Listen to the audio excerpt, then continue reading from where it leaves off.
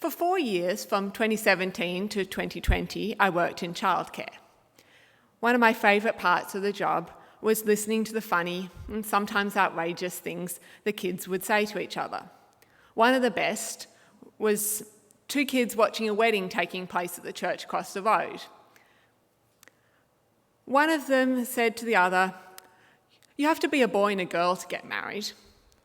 "No, you don't," said the other. "You can be a girl and a girl or a boy and a boy, but if you want to have a baby, you need a scientist."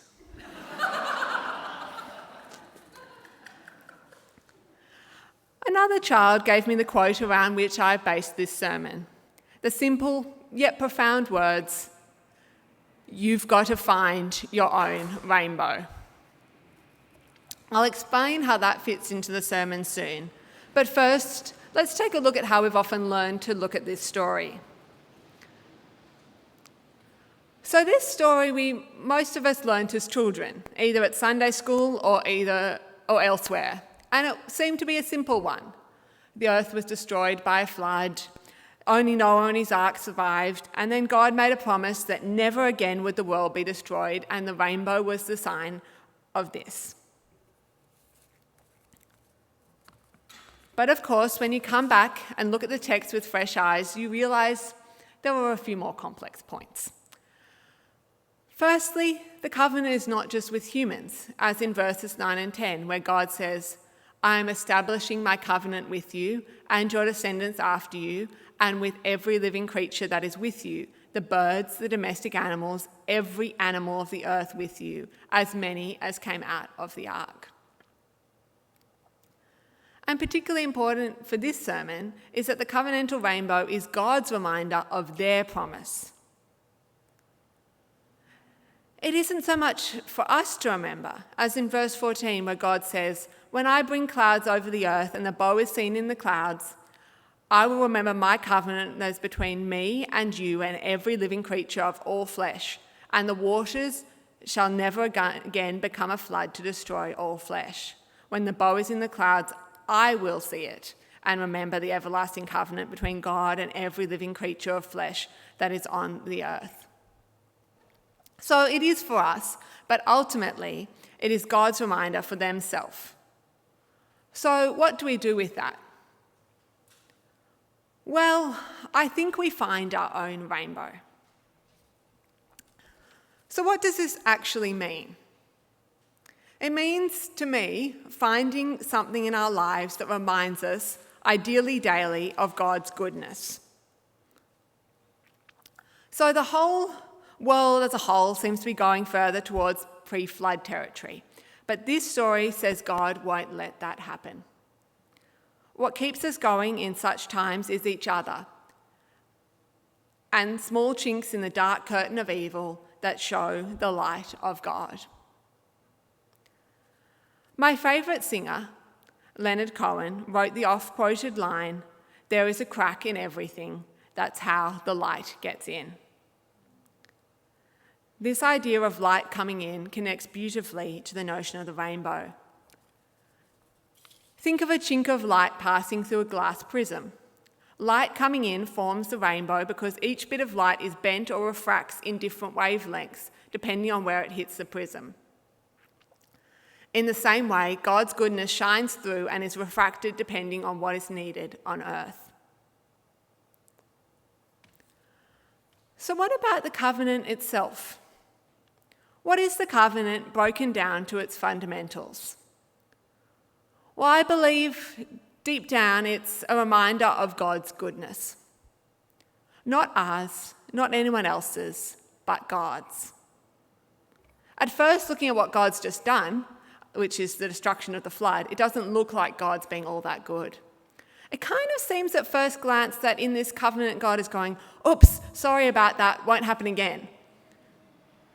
But actually, I believe it's God reaching into the darkness and the pain of the world and saying, "Let's make a chink in that curtain." It is God's reminder to themselves that humans have been given free will, and therefore there's going to be issues in the world, to put it mildly.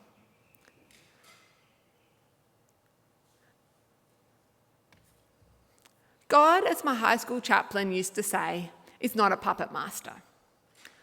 God doesn't say, I've tried to make this free will thing work, and I'm just going to have to take back control.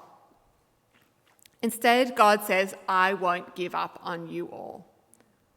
I'll put my rainbow in the sky as a symbol to remind you that after the rain, that is whatever terrible things that humans can do, or whatever destruction God decides to wreak, that you are all my people and I won't give up on you. It is God coming in and saying again and again, I won't give up on you. And that means not giving up on our free will.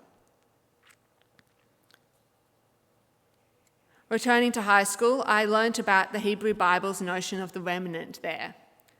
That is the constant cycle of the Hebrew Bible, of God's destruction of groups of people, but a remnant, a group remaining.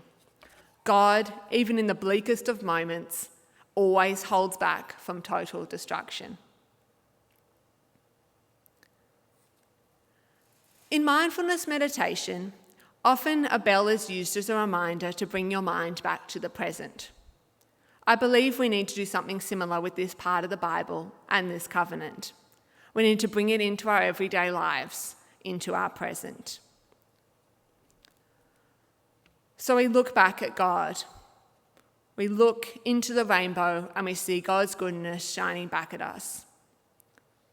Whether your rainbow is an actual rainbow or a beautiful sea creature or a delicious breakfast or something more abstract like a great conversation or a community of people, I hope you take time this week to bask in God's goodness. I began with a story, and that is how I'd like to end. I was in Piedmont last weekend on one of my Explore the City adventures, and I found myself looking out over the harbour with the city to my right. There, 3 buildings were glowing with rainbow lights in the sunset. Now, my first thought was that, gosh, Mardi Gras has become very commercialised. But then I remembered my cousin Michael.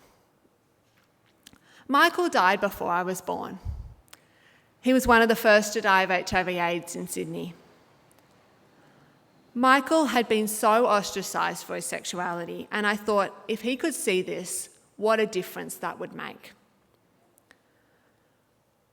So in that moment, and on this very important weekend, I remember that moment because it was a moment of my connection with someone long past, but also a connection with God and a reminder from God that sometimes the rainbow can be right in front of you. It can be that literal building lit up, that actual rainbow after the rain, or an artist that I met recently who paints rainbows.